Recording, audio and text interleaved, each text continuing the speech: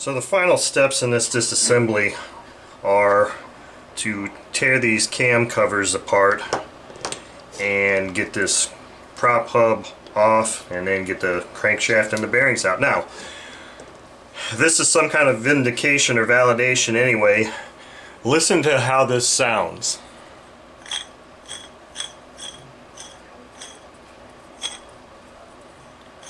I don't know which one of those bearings sounds like complete crap, but now it's almost kind of sounding like the rear one. So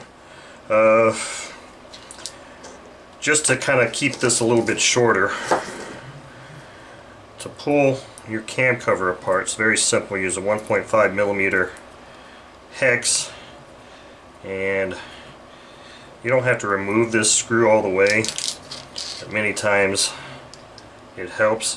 What I use here, so many of these parts of this engine have come apart so easily, is that I was hoping this would just kind of push out, and it's really not.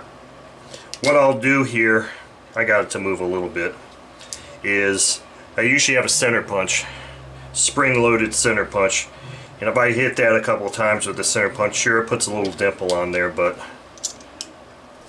in the grand scheme of things, that doesn't really hurt anything. It sure makes it easier than doing that and then having that pin go jamming into your skin like it just did, which is kind of why I started using that center punch. Now the kicker here is this will have some kind of a spacer here, either Teflon or metal or steel washers. The age of this engine, probably, I'm thinking it should be a little Teflon, but because this engine has been rebuilt, they usually get lost, so they may have been replaced, but nope. So this side, not seeing anything on that side. This one does have that little Teflon spacer here.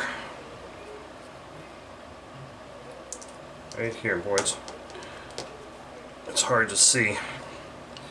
It's a little Teflon spacer right there. I only see one in here. There's usually two, one on either side, but I'm only seeing one, so either that means it was lost in the last disassembly. I'm not sure. Yeah, I did nail my skin there real good. So this one, I've never done one of these before. So I think this just unscrews.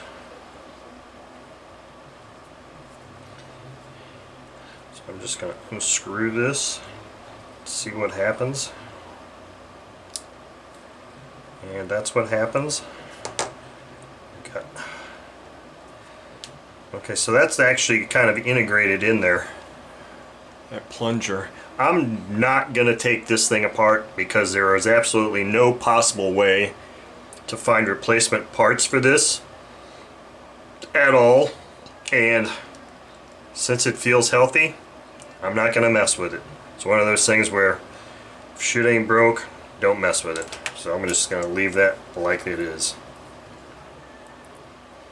Especially when it comes to things where parts are not available anymore. Let's see if I can bloody up my another finger here.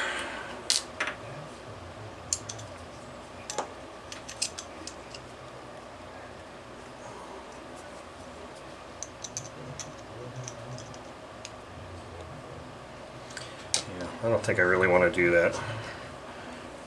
Put this here, a real big wad, and maybe do one of these type of deals and just kind of maybe break it free. Maybe it'll push out then.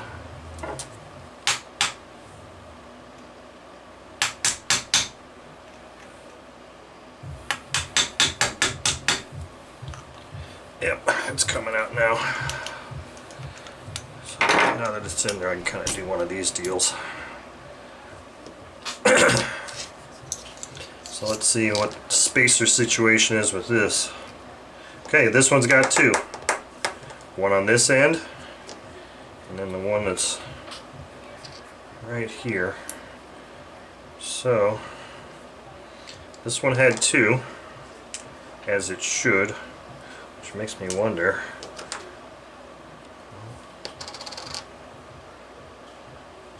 It's not in there. So this just kind of leads me to believe, here's that other tappet too. Just kind of leads me to believe that maybe this engine has been disassembled before with those white gaskets under there and all of that. So I'm thinking that that engine has been rebuilt at some point in its history. I don't know when Saito started using those white gaskets, but so the final thing we're going to do here is we're going to remove this prop drive hub. And I know this isn't going to go easily. Put this thing on here. Stand it up.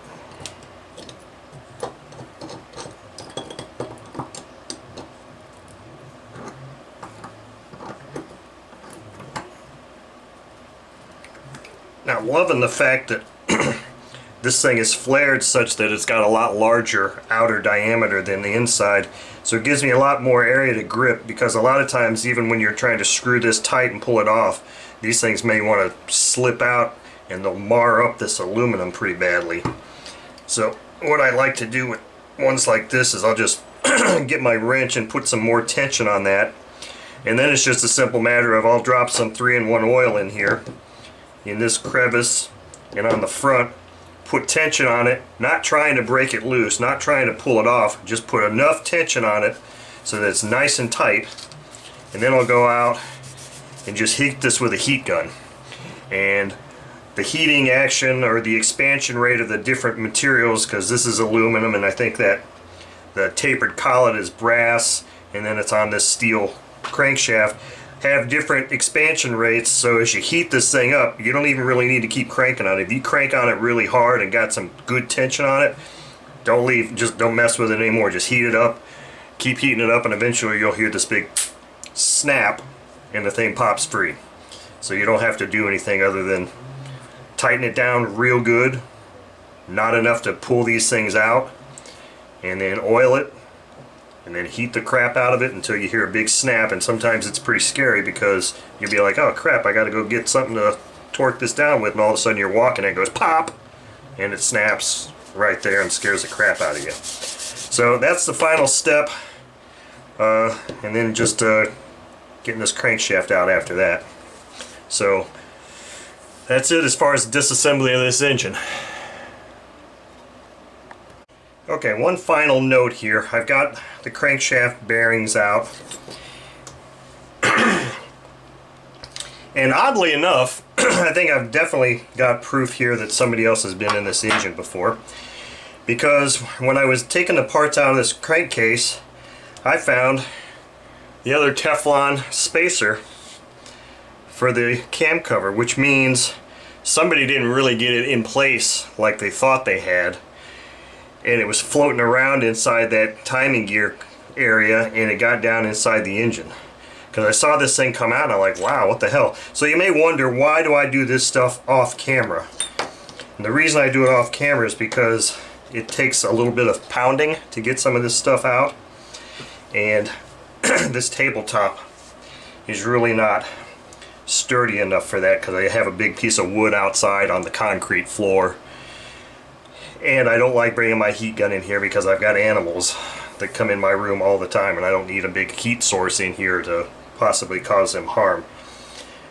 So you'll see I've got a 6-inch socket extension, and this just so happened to be the right size this way and this way to do two things, and this is how I get these things apart. So the prop drive snapped off just like I said it would, and then because this was all still really hot, I just barely had to tap on this crankshaft and it dropped right out, leaving the bearings in the engine.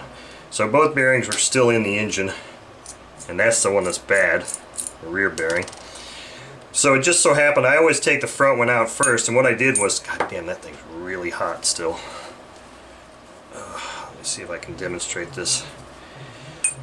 It just happened to fit up in here, and it made contact with the inner portion of the bearing.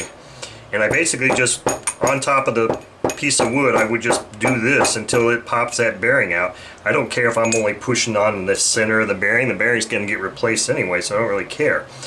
Now, the other thing that was really kind of cool about this particular engine, this thing is still really hot, was many times your rear bearing will be in there and the interior opening here is such that it's flush and you can't get a lip or anything on it to help drive it out.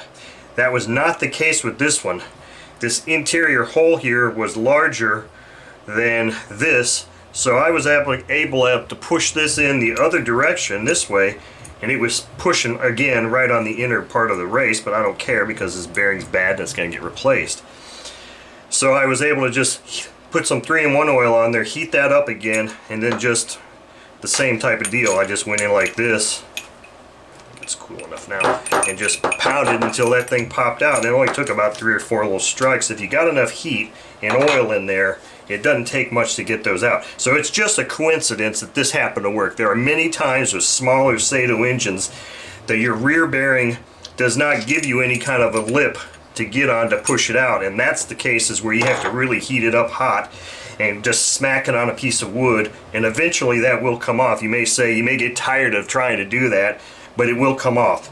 It's just a matter of heating it up, getting enough oil in there, heating it to enough heat, and smacking it very flat onto a piece of wood so that you don't damage your crankcase. And keep doing that, and you keep looking at it, and you'll see it start walking out. And that's how you get the bearings out. Now this crankcase is pretty gnarly, so it's ready to go in the cleaner. I just hope that these placards don't come off. I mean, if they do, I'll find them and I can glue them back on, but that's the danger. I've had it happen with a 120 engine or a 125 engine where I put this in the ultrasonic cleaner, the crankcase, and these little things came off, and you're like, holy shit, this sucks, but they can be epoxied back in place. So it's the rear bearing that's bad, really bad. Front bearing doesn't feel too bad, but obviously they're both going to get replaced. So that concludes the disassembly of this Saito engine.